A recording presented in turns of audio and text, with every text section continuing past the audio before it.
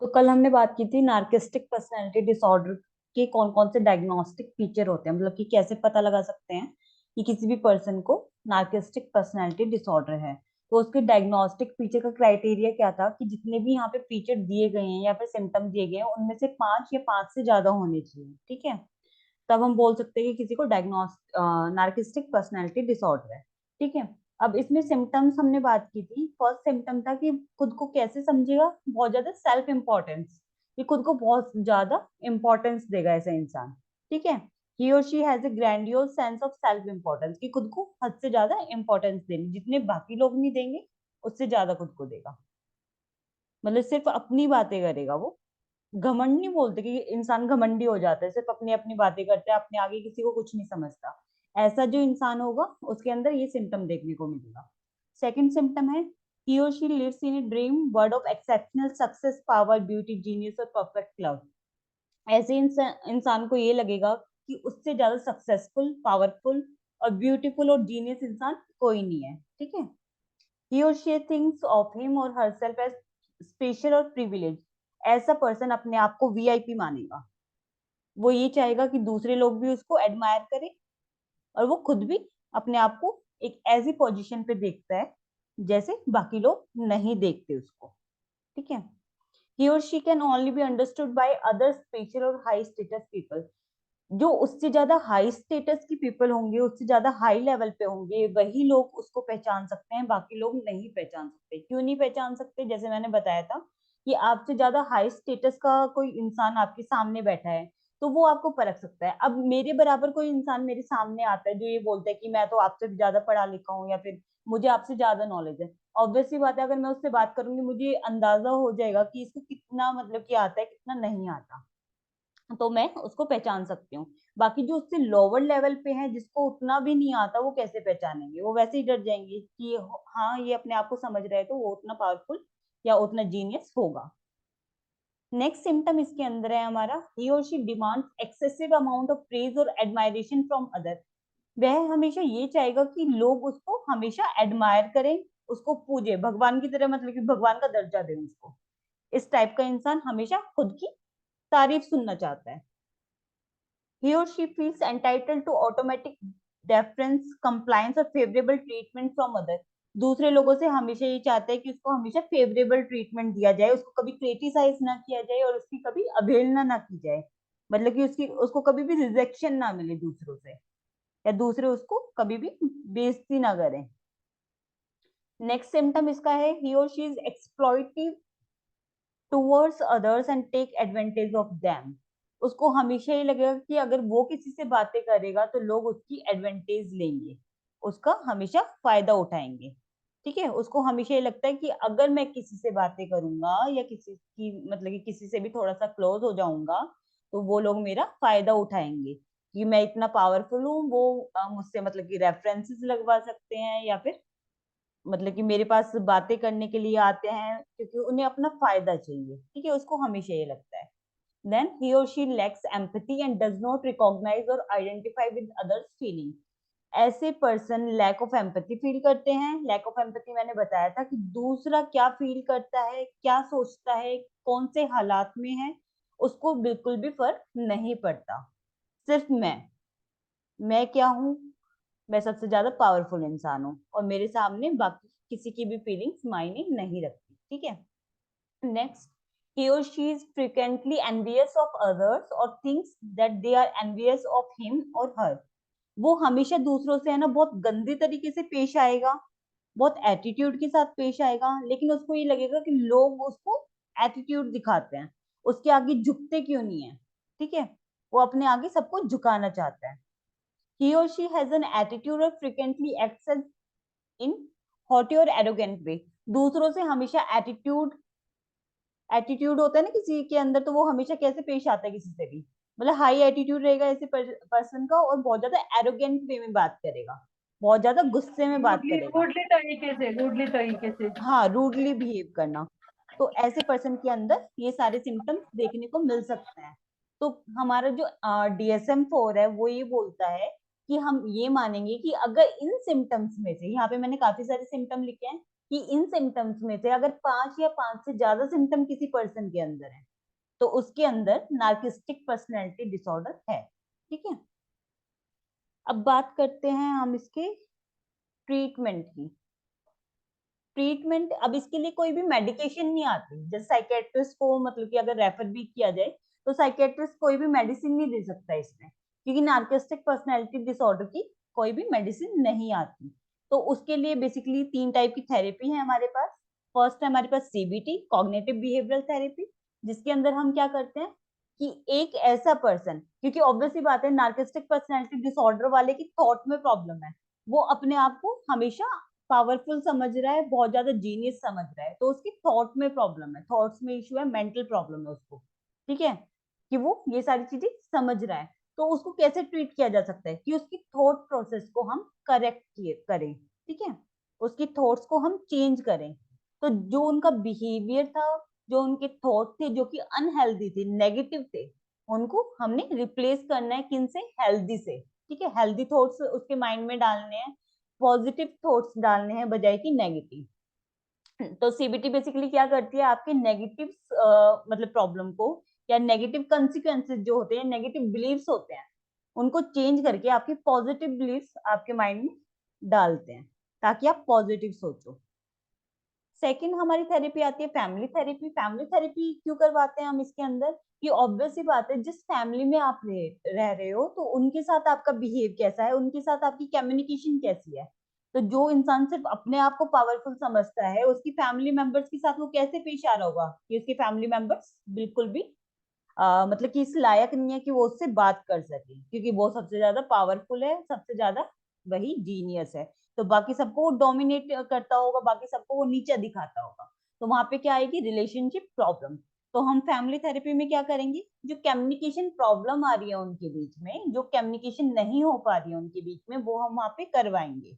आपस में सारे फैमिली मेंबर्स को बैठाएंगे और आपस में क्या प्रॉब्लम आ रही है वो सारी की सारी वहां पे हम क्लियर करेंगे, जिससे क्या होगा, उनका जो बॉन्ड है वो मैम स्ट्रॉन्ग ये होगा। एक्चुअली में ये एक्चुअली में ऐसा नहीं होता जैसे हस्बैंड वाइफ के बीच में करवाया जाता है? हाँ, तो वो मैरिज थेरेपी होती है, कपल अच्छा, वो काउंसलिंग भी अलग होती होती है। है? हाँ, फैमिली थेरेपी अलग होती है, कपल काउंसलिंग अलग होती है और मैरिज थेरेपी अलग होती है।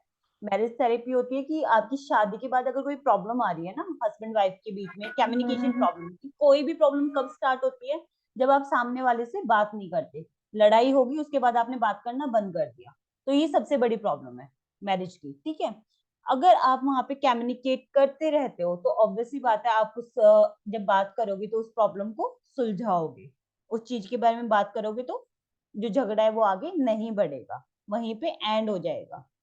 अगर आप उस झगड़े को घसीटते रहोगे, बात ही नहीं करोगे एक दूसरे से, तो वो बढ़ती जाएगी वो प्रॉब्लम।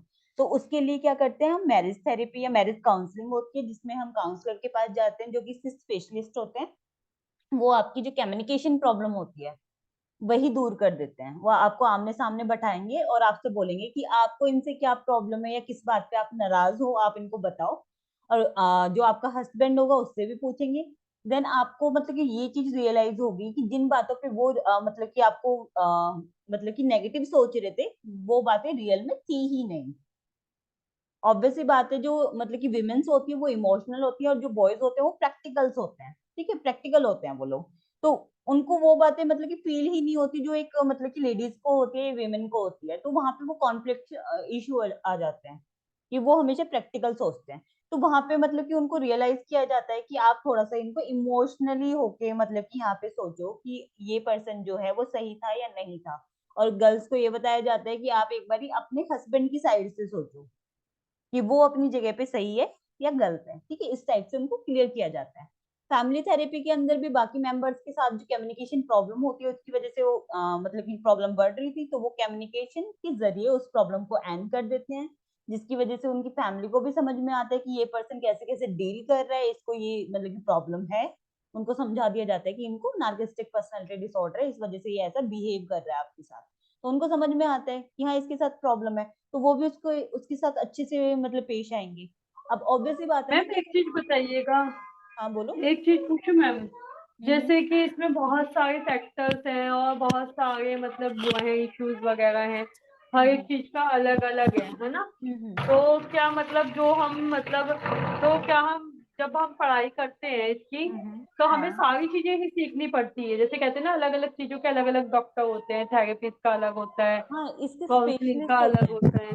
इसके ना स्पेशलिस्ट होते हैं, जैसे कि आपने ये देखा होगा ना, डाइवोर्स लॉयर होते हैं, मैरिज मतलब कि हम्म। ये क्या बोलते हैं, मतलब क्रिमिनल लॉयर होते हैं। ठीक है, फैमिली कोर्ट में जाओगे तो उनकी मतलब कि अलग लॉयर मिलेंगे आपको, मतलब हर एक चीज के एक स्पेशलिस्ट मिलते हैं। तो साइकोलॉजी में भी बेसिकली यही होता है। कुछ लोग होते हैं कि जो सीबीटी ही सीखते हैं, मतलब कॉग्निटिव बिहेवियरल थेरेपी की एक्सपर्ट होंगे। कुछ लोग होंगे जो फैमिली थेरेपी की एक्सपर्ट होंगे। कुछ लोग ग्रुप थेरेपी की एक्सपर्ट होते हैं कि वो सिर्फ ग्रुप थेरेपी कराते हैं। तो इसके अंदर भी आपको एक्सपर्ट्स मिलेंगे जो कि अपनी अपनी फील्ड में माहिर होंगे। अब उनको भी मतलब कि, और एक ये भी हो सकता है कि इसके अलावा भी आपको ऐसे एक्सपर्ट में मिलेंगे जिनको सिर्फ मतलब कि डाइवोर्स काउंसलिंग ही करेंगे, या फिर सिर्फ मैरिज काउंसलिंग ही करेंगे, या फैमिली काउंसलिंग ही करेंगे। मतलब अगर ये वाली प्रॉब्लम है तो आप उसको उसके पास जाओगे, अदरवाइज नहीं जाओगे। तो अगर आप किसी काउंसलर के पास या साइकोलॉजिस्ट के पास जाते हैं तो वो आपको रेफर कर देता है कि मैं इस चीज का स्पेशलिस्ट नहीं हूँ। अगर सिर्फ मैरिज वाली प्रॉब्लम है तो मैं इस चीज का स्पेशलिस्ट नहीं हूँ, आप इसके पास जाओ। नंबर दे देगा, आपको रेफर कर देगा उस पर्सन के पास, कि उनका पूरा ग्रुप होता है, ऐसा नहीं कि सिंगल मतलब कि बंदा काम करता है कहीं पे। तो उनका मतलब कि आपस में कनेक्शन होते हैं, तो वो वहाँ पे भेज देता है आपको। नहीं मैम, मैं ये कहना हम्म। चाहती हूँ जैसे आप स्टडी कर लो, पीएचडी कर लो, तो हाँ। मतलब सारी चीजों की हो गई है, तो सारी चीजों की नॉलेज है, या हम्म। फिर इसमें भी अलग अलग है। जैसे मैं आपसे पूछ रही, जो क्वेश्चन मेरा पूछने का हम्म। मतलब है, जो मेन मीनिंग है हम्म। वो ये पूछने का मीनिंग है कि ये जो जितने भी होते हैं ये अलग अलग स्टडी होती है, ये एक ही होती है। इसके लिए मतलब बेसिकली ये एमफिल कर देखो, ली। बेसिक जो होता है ना वो एक होता है। बेसिक एक होता है, जैसे कि आपने एमफिल कर लिया, आप सही बोल रहे हो, एमफिल कर लिया आपने, अपनी क्लिनिक खोल ली, ठीक है। उसके बाद आप कैसे लोगों से डील कर पाओगे? सिर्फ उन लोगों से जो कि बेसिक वाले हैं, जिसको बेसिक एंजाइटी हो रही है, डिप्रेशन हो रहा है, या जनरल एंजाइटी डिसऑर्डर है, पैनिक अटैक आ रहे हैं, ठीक है, उनसे आप डील कर पाओगे। लेकिन उसके बाद भी आपको मतलब कि उन लोगों की हेल्प लेनी पड़ेगी जो कि इसके स्पेशलिस्ट होते हैं। ठीक है, जैसे कि अगर आपको एमफिल कर ली तो उसके बाद आपको सीबीटी भी करनी पड़ेगी, या आपको फैमिली थेरेपी भी सीखनी पड़ेगी, या ग्रुप थेरेपी भी आपको सीखनी पड़ेगी। इसके डिप्लोमा कोर्सेज होते हैं, या फिर आप मतलब कि प्राइवेट भी सीख सकते हो।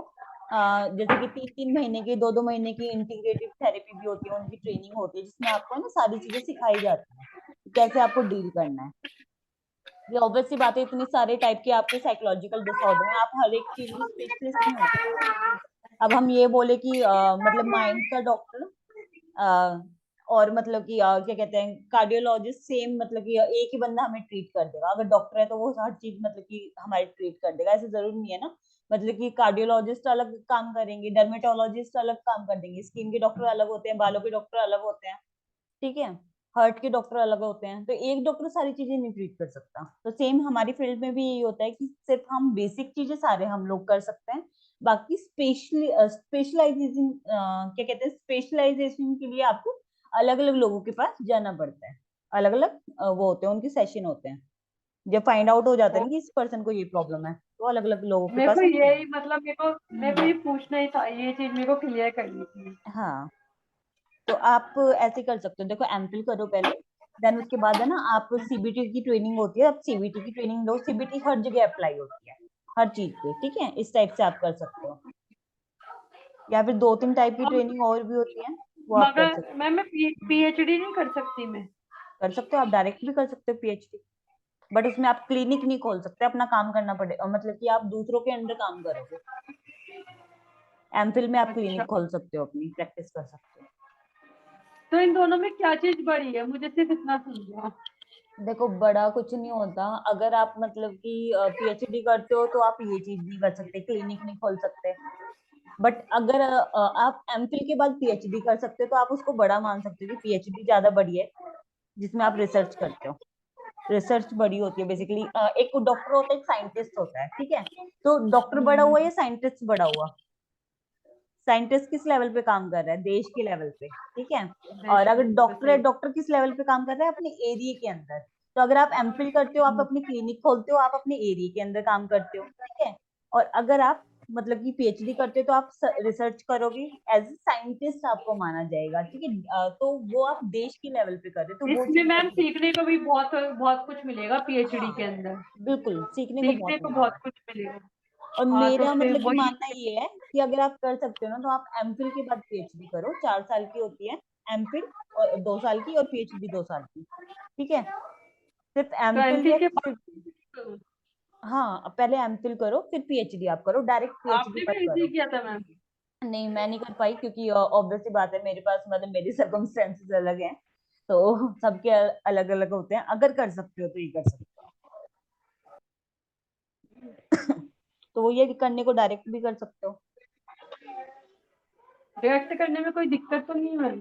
नहीं नहीं, कोई दिक्कत नहीं है, बस उसमें ये होता है ना कि आप क्लिनिक नहीं खोल पाओगे अपनी, अगर आप डायरेक्ट करते हो तो। और जैसे कि आप फेस टू फेस क्लिनिक मतलब नहीं कर पाते, जैसे कि अगर आप पढ़ा रही हो। आप ये चाहते हो, मैम ये चाहती है मुझसे कि तुम अपना क्लिनिक खोलो। हाँ, अपना काम करो, देश में मतलब कि अपना योगदान दो। ठीक है। देखो दूसरों के अंडर काम करते हैं तो आप कितना मतलब लेगेसी में अपने बच्चों के लिए क्या छोड़ के जाओगे, अगर दूसरों के अंडर काम करोगे नहीं छोड़ के जाओगे। अगर आप अपना काम करोगे, अपना बिजनेस करोगे, तो आप लेगेसी में अपने बच्चों के लिए कुछ नहीं छोड़ के मैम जाओगे। आपकी थिंक इतनी अच्छी है, तो फिर आपने ये चीज क्यों नहीं की? नहीं, सच में रियलिटी में मैम, नहीं देखो सबके अगर आपने ये सर्कमस्टेंसेस चीज अलग मुझे होते इतनी हैं ना। अच्छी बताई है, वही मैं कह रही हूँ वो ना, तो मेरी कुछ आपकी बात समझ मजबूरियां में आ हैं। गई। हाँ मेरी कुछ मजबूरी है जिसकी वजह से मैं नहीं कर सकती, अगर मैं कर सकती तो मैं एमफिल करती, मतलब मेरी चॉइस वो थी। हाँ मैम, पता है बात क्या है मैम, पैसों का हम्म। ही लेके सब जगह से वो हो जाता है कि मतलब मेरे काफी पास वो सारी, चीज नहीं है तो नहीं पैसे सिर्फ खाते हो। पैसा भी नहीं होता, बहुत सारी चीजें होती हैं लाइफ में। रेगुलर भी तो है मैम, रेगुलर हाँ भी तो है। रेगुलर भी है, पढ़ने रेगुलर का भी रेगुलर है, पास सारी हम्म है आपका, रेगुलर है, मेन तो ये है। हाँ और आप तो रेगुलर बहुत के सारी चक्कर चीजें में होती पढ़ नहीं सकते। हम्म तो वही चीज है, बहुत चलिए सारी मैम, चीजें होती आपकी आपकी उसको मैं फॉलो करूंगी। हैं। चलो करो, मैं भी खुश हो जाऊंगी। और क्या, देख, जिस टीचर ने पढ़ाया वो तो खैर सबसे पहले ही खुश होएंगी, सबसे बड़ी बात है। बिल्कुल।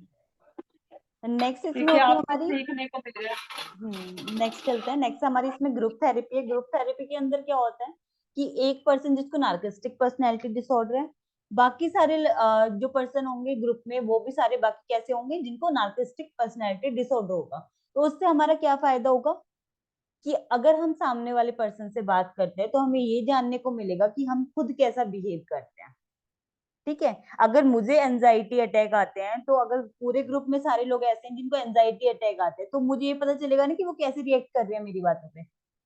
तो हमें आईना दिख जाता है वहां से कि हमें कैसे बात करनी होती है लोगों के साथ, हम कैसे बिहेव करते हैं, हम कैसे बात करते हैं। तो वहां से हमें सीखने को मिलता है कि लोगों की फीलिंग्स को हर्ट नहीं करना, ठीक है, दूसरों को कैसे सपोर्ट करना है, दूसरों को कैसे सुनना है, वो सारी चीजें हमें वहां से सीखने को मिलती हैं, ठीक है। तो ये 3 इसकी ट्रीटमेंट है बेसिकली नार्किस्टिक की, CBT, family therapy and group therapy. Next हम इसमें चलेंगे सोमेटोफॉर्म डिसऑर्डर के बारे में। तो इसमें फर्स्ट हम जान लेते हैं सोमेटोफॉर्म डिसऑर्डर क्या होता है। तो सोमेटोफॉर्म डिसऑर्डर वो मतलब कि डिसऑर्डर्स होते हैं जिसके अंदर क्या होता है कि हमें प्रॉब्लम तो हो रही होती है, लेकिन जब हम डायग्नोज करवाने कोई टेस्टिंग के लिए जाते हैं तो क्लिनिकल सिम्टम वहां पे मौजूद होने के बावजूद भी टेस्ट रिपोर्ट में कुछ नहीं आता। टेस्ट रिपोर्ट में क्या आएगा कि आप बिल्कुल नॉर्मल हो, ठीक है। तो आपने क्या करवाया, आपने टेस्ट करवाया, आपको ये लग रहा है कि यार आपको हेडेक है, आपको सर्वाइकल है, या फिर आपके मतलब कि जॉइंट्स पेन हो रहे हैं, हाथ में पेन है, यहाँ पेन है, हार्ट में पेन हो रहा है। लेकिन तब आप की मेडिकल रिपोर्ट आती है तो उसमें कुछ भी नहीं निकल रहा होता, उसमें बिल्कुल नॉर्मल आ रहा होता है सब कुछ। तो ये बेसिकली क्या होता है, सोमेटोफॉर्म डिसऑर्डर। अब इसके भी बेसिकली 5 टाइप्स होते हैं, अलग अलग टाइप्स हम इसमें पढ़ेंगे, ठीक है।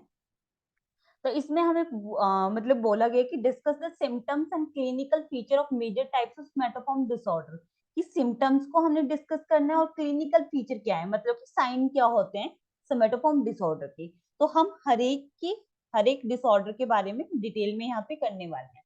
तो फर्स्ट हमारा स्मेटोफॉर्म के अंदर आता है सोमेटाइजेशन डिसऑर्डर। अब सोमेटाइजेशन डिसऑर्डर क्या होता है, you may recognize somatization disorder by the presence of multiple physical symptoms at different location of the body। हम ये बोल सकते हैं कि इस पर्सन को सोमेटाइजेशन डिसऑर्डर है अगर उस पर्सन के अंदर डिफरेंट डिफरेंट पार्ट्स पे उसको पेन हो रहा है तो, ठीक है। वो ये बोल सकता है कि मुझे हैंड में भी पेन है, मतलब मेरे पैर में भी पेन हो रहा है, मेरे मतलब हार्ट में भी पेन हो रहा है, वो मतलब कि बेसिकली काफी सारी कंप्लेन अगर आपको कर रहा है पेन से रिलेटेड, या फिजिकल सिम्टम आपको बता रहा है, 4 या 4 से ज्यादा फिजिकल सिम्टम अगर आपको बता रहा है डिफरेंट डिफरेंट लोकेशन पे, ठीक है। ये बोल सकते हैं कि मेरे हेड में है, नेक में है, बैक में है, स्पाइन में है, ठीक है। अगर वो आपको ऐसे 4 तरीके की जगह की प्रॉब्लम बता रहा है और जो कि रिपोर्ट में नहीं आती, तो हम बोल सकते हैं इसको सोमेटाइजेशन डिसऑर्डर हो सकता है, ठीक है। अब ये कब होगा, सोमेटाइजेशन डिसऑर्डर कब होता है, बेसिकली 30 साल से पहले पहले स्टार्ट हो जाता है, ठीक है। कब स्टार्ट होते हैं, 30 साल से पहले पहले, ठीक है। अब 4 सिम्टम तो उसने पेन वाले बताए, उसके अलावा 2 उसकी कौन सी प्रॉब्लम होनी चाहिए, गैस्ट्रो इंटेस्टिनल सिम्टम, मतलब कि 2 उसके जो सिम्टम होने चाहिए, 4 के बाद 4 तो हो गए पेन सिम्टम, 2 सिम्टम ऐसे होने चाहिए जो कि हमारे इंटेस्टाइन से रिलेटेड है, ठीक है।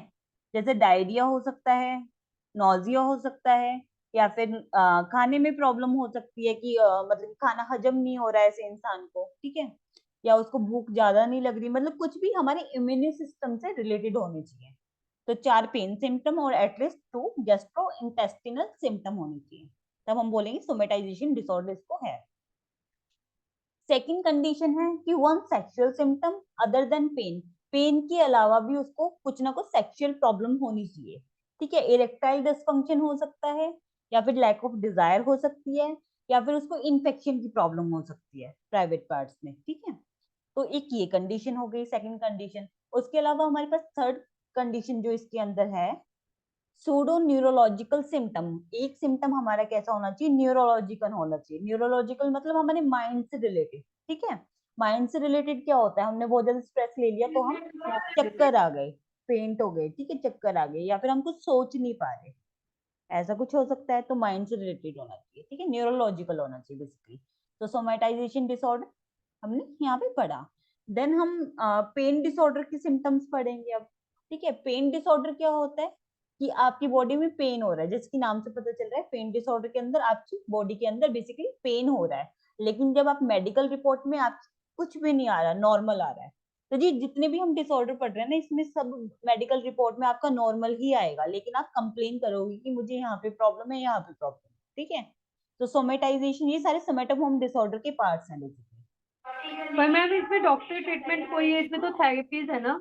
थेरेपी होती है इसके अंदर, क्योंकि ऑब्वियसली बात है, तो मेडिकल मतलब कि कोई नहीं निकल रहा, मेडिकल प्रॉब्लम नहीं आ रही आपकी, टेस्ट में कुछ नहीं आ रहा, तो आप उसको मतलब ट्रीट कैसे करोगे, थेरेपी ही चल सकती है उसमें आपकी, बाकी नहीं कर सकते, मतलब कि ये चीज नहीं हो सकती कि आपको मतलब कि दवाइयां वगैरह दी जाए उसके लिए। क्योंकि हम दवाई कब देते हैं किसी भी इंसान को, जब उसकी टेस्ट रिपोर्ट में कोई चीज आए, अगर उसकी टेस्ट रिपोर्ट में कुछ नहीं आ रहा तो हम दवाई किस चीज की देंगे, नहीं दे सकते, तो थेरेपी चलेंगी इनकी, ठीक है। नेक्स्ट हमारा इसमें pain disorder. Some people experience persistent pain in certain specific area of the body. No physical cause can usually be identified through investigation. कि ऐसा पर्सन जो परसिस्टेंटली मतलब कॉन्टिन्यूसली बार बार कंप्लेन कर रहा है कि मुझे पेन हो रहा है किसी एक हिस्से में बॉडी के, ठीक है। वो बोल सकता है कि मेरे को मतलब कि गर्दन में पेन हो रहा है, या फिर मेरे स्पाइन में पेन हो रहा है कॉन्टिन्यूस काफी दिन से। लेकिन जब हम उसको मतलब कि डायग्नोज करने की कोशिश करते हैं, डायग्नोज करते हैं, तो हमें वहां पे कुछ भी नहीं मिलता। जब हम उसको टेस्ट करवाते हैं, एक्सरे वगैरह उसका लिया, तो हमें कुछ भी नहीं मिला, मेडिकल रिपोर्ट में कुछ नहीं आया, इन्वेस्टिगेशन के बाद कुछ भी नहीं मिला। तो हम क्या बोल सकते हैं कि ऐसे पर्सन को पेन डिसऑर्डर है, ठीक है। तो पेन डिसऑर्डर किन वजह से हो सकता है, जब आप हद से ज्यादा स्ट्रेस लेते हो तब हो सकता है, या फिर कि आपका एनवायरनमेंट ऐसा है कि आप सिर्फ सिंपैथी लेने के लिए पहले आप कंप्लेन करते थे कि आपको पेन है, लेकिन वो आपके माइंड में घर कर गई वो बात, कि आप अगर पेन बोलोगे तो आपको सिंपैथी मिलेगी, और धीरे धीरे वो चीज सच में आपको लगने लगता है कि आपको पेन हो रहा है वहां पे। ऐसी प्रॉब्लम होती है, मतलब साइकोलॉजिकल प्रॉब्लम है, मेडिकल प्रॉब्लम ही नहीं है। देन आपका आता है हाइपोकॉन्ड्रियासिस। अब हाइपोकॉन्ड्रियासिस क्या होता है, एक तो हमने पढ़ा था वहां पे हिस्ट्रियोनिक पढ़ा था, जिसमें हम ड्रामेटिक फील कर रहे थे, ड्रामेटिक बिहेव कर रहे थे, बहुत ज्यादा रोना, बहुत ज्यादा हंसना, लोगों की अटेंशन ग्रैब करना। ये उससे डिफरेंट है, ये है हाइपोकॉन्ड्रियासिस। दोनों में कंफ्यूजन हो जाती है कि अगर एग्जाम में आता है ना कि हाइपोकॉन्ड्रियासिस क्या होता है या हिस्ट्रियोनिक क्या होता है, कई बार लोग इसमें कंफ्यूजन मतलब क्रिएट हो जाती है उनके माइंड में। तो हाइपोकॉन्ड्रियासिस बेसिकली होता है कि आप ये कंप्लेन करोगे कि आपको कोई बड़ी डिजीज है, आपको हमेशा ये लगेगा, ये डर बना रहेगा आपके माइंड में कि आपको कैंसर है, आपको ट्यूमर है, आपको कोविड हो गया, मतलब या आपको कोई और हार्ट इश्यू है, कार्डियक प्रॉब्लम है, मतलब हार्ट इश्यूज है, हार्ट अटैक आने की प्रॉब्लम, ठीक है। तो आपको बार बार ये लगता है, आप बार बार ये बोलोगे कि मुझे ये चीज हो गई है, मुझे टीबी हो गया है, मुझे मतलब कैंसर हो गया है, मुझे कार्डियक प्रॉब्लम है, मतलब कोई भी एक प्रॉब्लम आप बताओगे बार बार। लेकिन आपको ट्रीटमेंट दिया जाएगा, सॉरी आपको मतलब कि मेडिकल मतलब कि देखा जाएगा मेडिकली, तो आपकी मेडिकल रिपोर्ट में कुछ भी नहीं आएगा, तो आफ्टर इन्वेस्टिगेशन कुछ भी नहीं रिवील होता, कुछ भी नहीं पता चलता, कि कोई प्रॉब्लम नहीं मिलती, ठीक है। तो ऐसा मतलब कि डिसऑर्डर जिसके अंदर क्या होता है कि आप बार बार कंप्लेन करते हो या आपको ऐसा लगता है कि आपको कोई बड़ी बीमारी हो गई है, लेकिन रियल में नहीं होती है, उसको हम बोलते हैं हाइपोकॉन्ड्रियासिस। तो साइन क्या है, बेसिकली आपको ये लगता है कि आपको कोई बड़ी बीमारी है, ठीक है। देन हमारा आता है conversion disorder.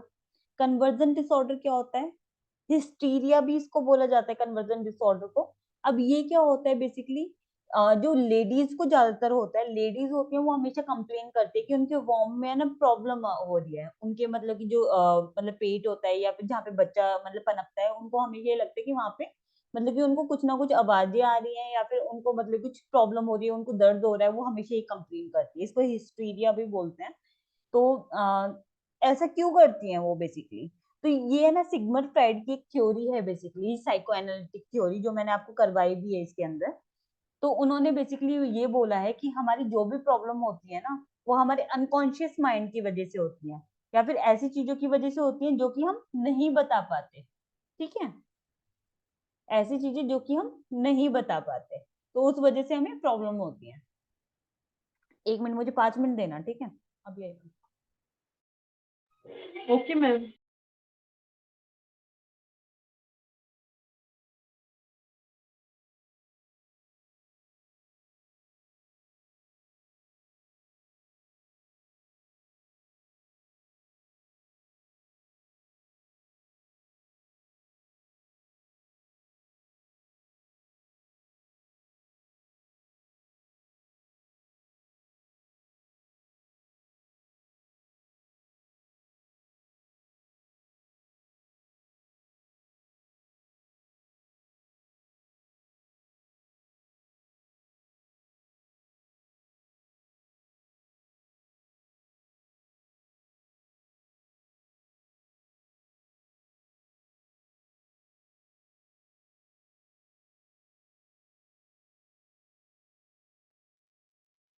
Hello. Yes ma'am. हाँ, वो मेरा बच्चा उठ के आ गया था, नींद में था, इधर उधर झूल रहा था। तो हम कन्वर्जन डिसऑर्डर पे थे, तो कन्वर्जन डिसऑर्डर के अंदर सिगमंड फ्राइड जी ने एक बात की थी कि हमारे अंदर जितनी भी साइकोलॉजिकल प्रॉब्लम होती है ना, वो इस वजह से होती है क्योंकि हमारा अनकॉन्शियस माइंड में ना बहुत सारी चीजें दबी रह जाती हैं, तो हम अपनी जो डिजायर्स होती है ना उसके बारे में हम लोगों को बताते नहीं है, इस वजह से हमें साइकोलॉजिकल प्रॉब्लम होती है। तो कन्वर्जन डिसऑर्डर के अंदर भी क्या होता है कि जो औरतें होती हैं या लेडीज होती हैं, वो अपनी डिजायर्स को, चाहे वो सेक्सुअल डिजायर हो, चाहे वो और कोई डिजायर हो उसकी, वो हमेशा अपने मन में दबा के रह जाती है, जिसकी वजह से क्या होता है, उनको बार बार मतलब पैरालिसिस की प्रॉब्लम या उनको चक्कर आना, ये सारे सिम्टम देखने को मिलते हैं, ठीक है, साइकोलॉजिकल स्ट्रेस की वजह से। कई बार होता है कि वो कंप्लेन करती है कि उनका पैर वर्क नहीं करता, कभी वो कंप्लेन करती है कि उनके वॉर्म में प्रॉब्लम हो रही है, जहाँ की गर्भ में प्रॉब्लम हो रही है, या उनको दर्द हो रहा है। तो ये सारी प्रॉब्लम जो होती है वो इसी वजह से होती है क्योंकि वो अपने डिजायर्स को अपने अंदर दबा के रख लेती है, सप्रेस करके रख लेती है, लोगों को बताती नहीं है या शेयर नहीं करती। तो इसको हम बोलते हैं कन्वर्जन डिसऑर्डर। ऐसा डिसऑर्डर जिसकी वजह से क्या होता है, आपको बार बार चक्कर आएंगे, आपके मतलब कि पैरालिसिस भी हो सकता है, आपके हाथ पैर काम ना करे ये भी हो सकता है।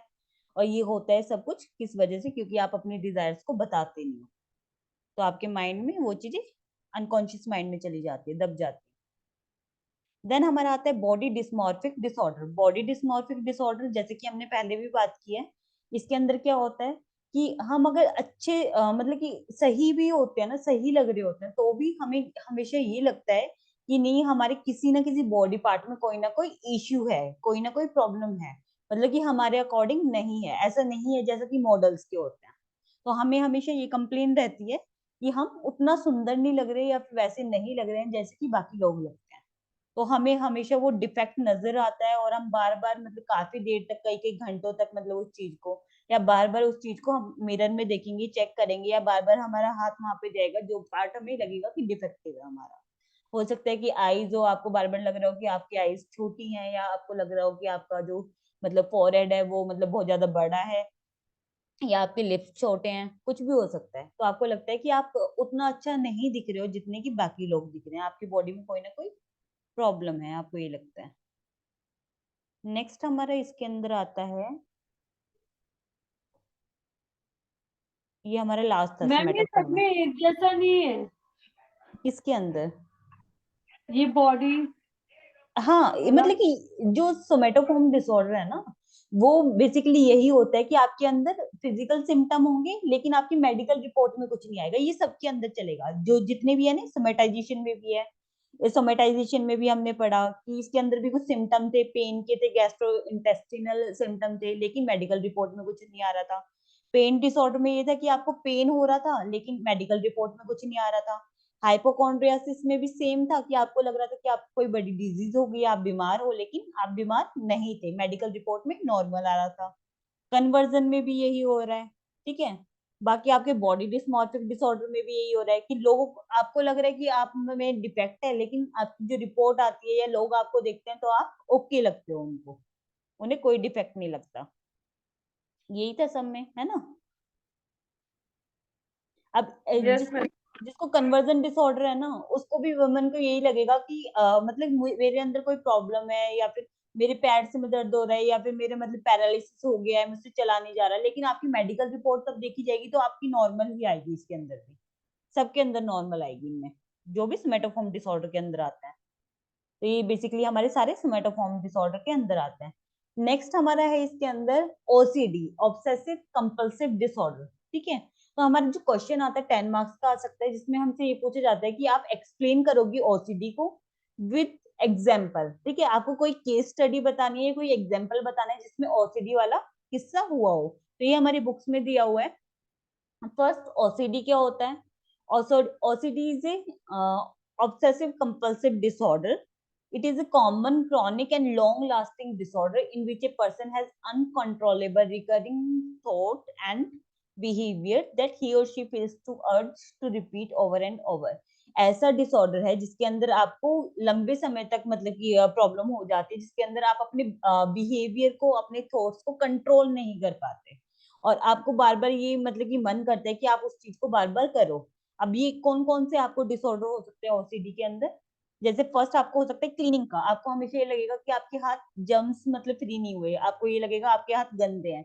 आप अगर 10 बार भी धो लेते हो ना अपने आप, तो भी आपको ये लगेगा कि आप अभी गंदे हो। तो इसमें हाथ धोने का भी आ सकता है, 3 घंटे तक लगातार नहाने का भी आ सकता है। तो ये क्लीनिंग का है बेसिकली। आपको हमेशा ये लगेगा कि आपके अंदर जर्म्स हैं, तो आप 3 या 4 घंटे नहाने में बिता रहे हो या अपने हाथ धोने में बिता रहे हो। ऐसे लोग देखे होंगे ना जो 2-2 मिनट में हाथ धो के आते हैं। तो ये बेसिकली ओसीडी है। लेकिन यस अब मैम।